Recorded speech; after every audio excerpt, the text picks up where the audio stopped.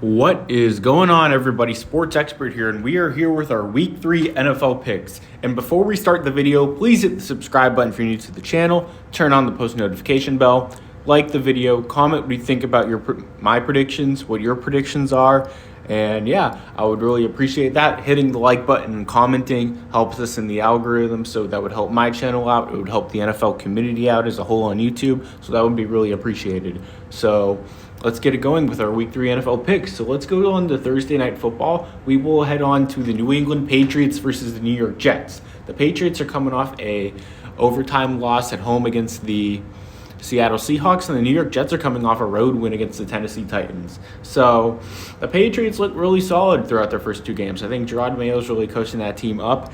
And the New York Jets, on the other hand, they didn't look great versus the 49ers without CMC, but they looked pretty solid defensively against the Tennessee Titans. It did help that Will Levis made some pretty crucial mistakes. But I'm going to take the New York Jets in this one, 20-16. I think it's going to be a bit of a more low-scoring affair between two solid defenses, two very well-coached defenses. I think Aaron Rodgers gets the job done at home. His first home start at MetLife Stadium, his first start at MetLife Stadium was the Achilles, but his first full start, at least it should be, unless another injury happens. Let's hope not. But the New York Jets, I think I'm going to trust their passing attack more as the game wires down. I just don't know if the Patriots will have enough from Jacoby Brissett in order to get that premier score they need to take a W. Maybe the Patriots, this is one of those games where maybe they lead at halftime, but then the Jets kind of pull away towards the end, where the Patriots try to tie the game, but they just kind of fall short with a last-minute drive with no timeout. Something like that, I think, is very possible, and a very possible outcome in this game. So with that being said, I'm going to take the New York Jets to win 20-16. For Sunday, 1 o'clock, we have the New York Giants at the Cleveland Browns. The Giants are coming off a 21-18 loss versus the Washington Commanders, and the Browns are coming off an 18-13 win at the Jacksonville Jaguars, and it was at the Commanders. So the New York Giants, they did not allow a single touchdown on Sunday. They became the first team in NFL history to score 3+ touchdowns in a game and not allow a touchdown and lose. So the New York Giants are a mess right now. Brian Daboll's on a scorching hot seat, and they got to go into Cleveland against a premier Browns defense, a Super Bowl type defense, and I just don't think it's going to get any better. Daniel Jones played the best as he could yesterday against a pretty terrible Commander secondary. They still couldn't get the job done. I just don't think that they're going to beat the Cleveland Browns. That's going to be the standard there in New York. They're just not very well coached. The Browns are a much more well coached team. They're more physical. It's just going to be one of those games where the Giants get overwhelmed, and I think the Cleveland Browns will do enough. Deshaun Watson might not have to do a lot in this game, but I do think the Browns defense will carry, and maybe we see a defensive touchdown here somehow. So yeah, I'm taking the Browns. We have the Green Bay Packers at the Tennessee Titans. Malik Willis' revenge game possibly if he doesn't play, but the Titans are kind of a mess right now. Just a lot of turnovers, a lot of issues mentally right there. And the Green Bay Packers, they're strong mentally even without Jordan Love. They were able to defeat the Indianapolis Colts at home 16-10 with Malik Willis starting at quarterback. That rushing attack was really solid. I just don't know if they'll be able to run the ball the same against the Titans, but I am still going to pick the Packers to win. Jordan Love could very well play in this game. He wasn't listed as doubtful until Saturday night, so he might be very well be trying to push to play. So I'm going to take the Packers in this one, 23-21. I think the Titans might have the slightly better defense, but I think the more talented, more established team right now might be the Green Bay Packers, and I think they're just more well coached. I don't have anything against Brian Callahan, but I'm going to take the more established guy in Matt LaFleur to win this game towards the end, and I think that's what it's going to come down to. Maybe some bad clock management by the Titans is possible. That's something I can see here. I'm going to take the Packers. We have the Chicago Bears versus the Indianapolis Colts. The Bears are coming off a Sunday Night Football loss against the Houston Texans, and the Indianapolis Colts are coming off a pretty disappointing 16-10 loss against the Packers. So the Colts' run defense wasn't really particularly great. It got better in the second half, but not something I, enjoy to see with them.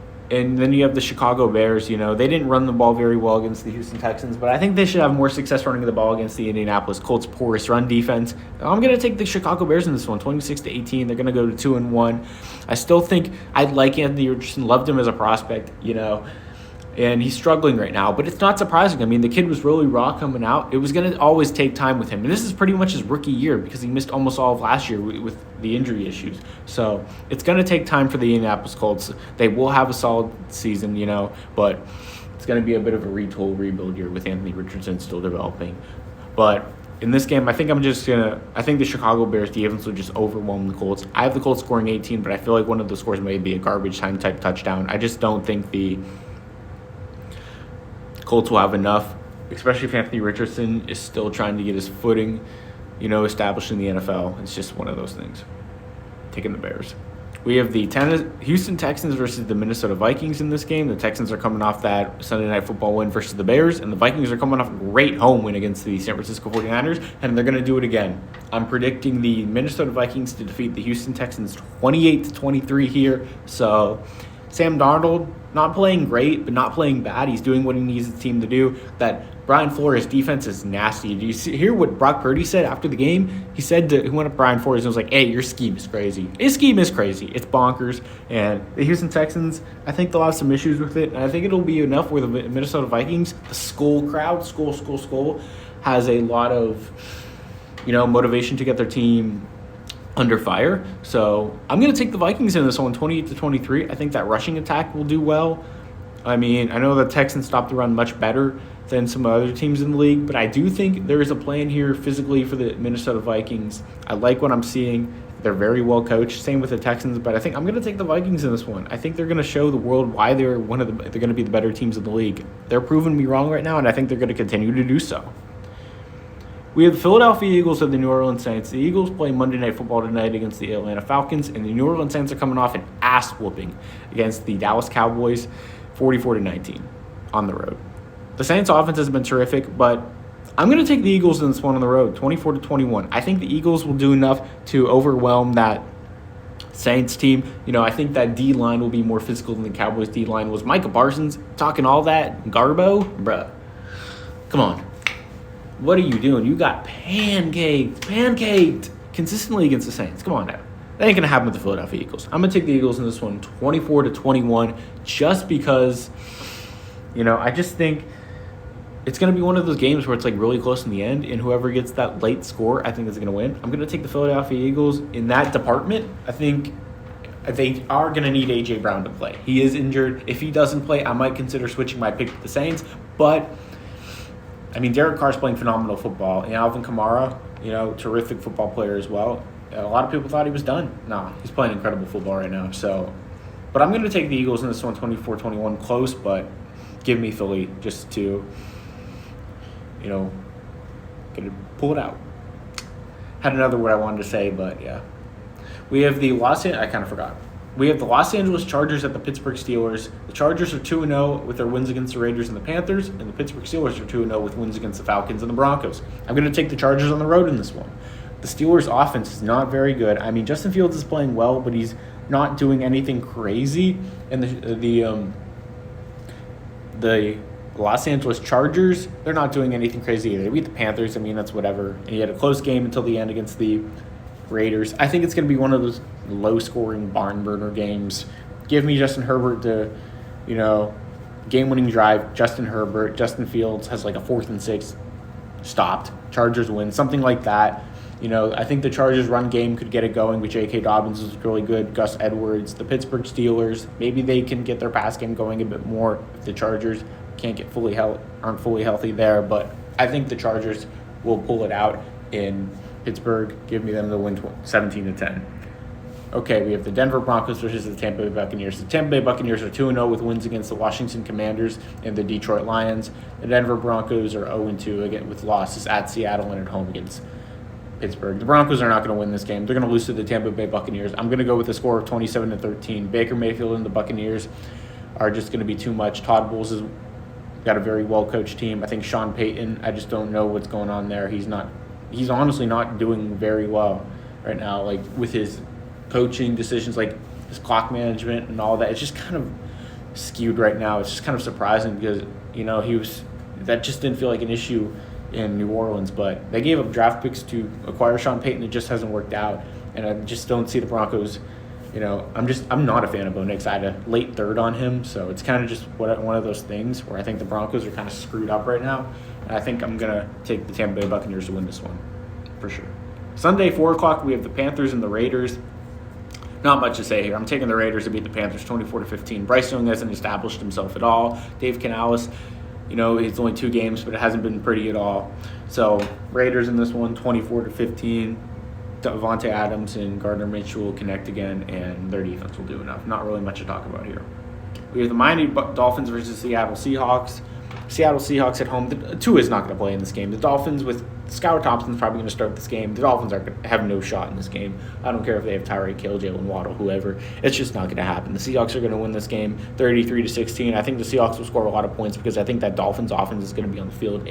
Defense is going to be on the field a lot. They're going to be gassed.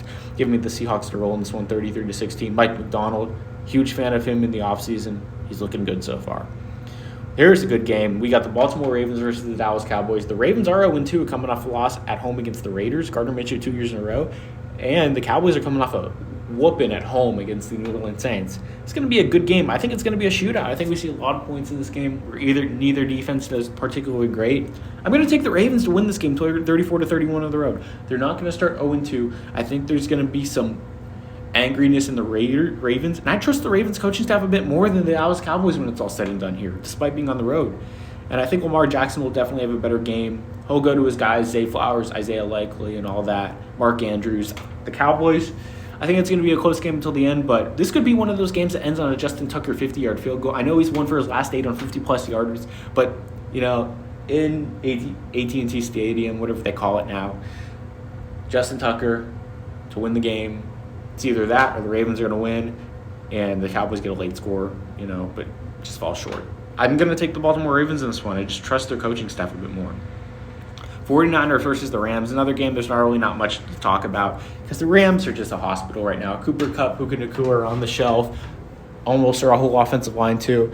I just don't see how they're going to be competitive. They weren't competitive yesterday against the Arizona Cardinals, and then you got the 49ers here. It's just one of those things where it's like, the Rams want to be competitive, but the injuries are just holding them back right now. I'm going to take the 49ers, and the 49ers are going to be angry after their loss versus the Vikings. They're going to bounce back. They're going to win at the Rams. It's probably going to be a home game for the 49ers. I bet a ton of 49ers fans show up this one.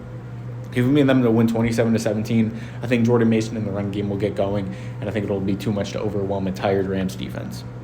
We got another barn burner possibly. We got the Detroit Lions versus the Arizona Cardinals, so the Lions are 1-1 coming off a home loss against the Tampa Bay Buccaneers, and we have the Arizona Cardinals coming off a huge win against the Rams. I think it was 41-10 at home. The Cardinals might have the best offense in football. I'm going to say it right now. I think their offense might be the best in football. Kyler Murray is going to be an MVP candidate. I know the New Orleans Saints are playing well on offense, but I'm taking the Cardinals offense right now over the New Orleans Saints. I like Kyler Murray, what he can do with his legs. He's throwing the ball very well, and Marvin Harrison Jr. is making an emergence. So, I like Michael Wilson too, Trey McBride. I'm going to take the Cardinals in this one, 38-34. We're going to have a shootout here, and I think Kyler Murray's just going to do enough at home to win this game. But here's the thing about this game. I think it's either going to be a close shootout where the Cardinals win or the Lions just come out and absolutely surprise the Cardinals and whoop them, mop the floor. I think it's going to be one of those two scenarios. That's just how I feel about this game. But I am going to take the Cardinals in this one, 38-34. I just think, I'm going to trust Kyler Murray and his legs a bit more in this one. I think the Lions defense will be a bit overwhelmed.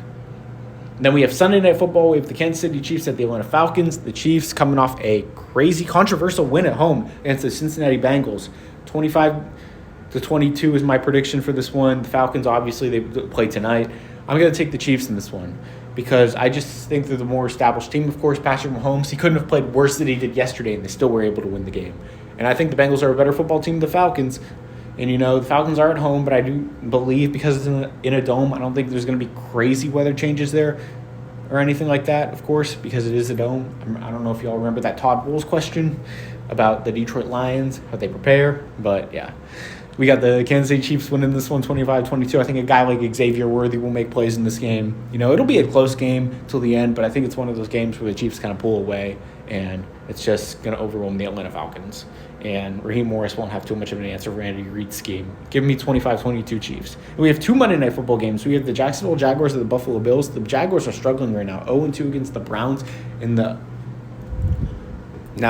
Dolphins. And then we got the Buffalo Bills. They are 2-0, whooping the Dolphins and beating the Cardinals. 2 really solid wins for the Bills. So the Bills are at home here. They're a very good home team. Josh Allen could win MVP this year too. He's another type of guy that could do so. I'm going to take the Bills in this one, 23-14.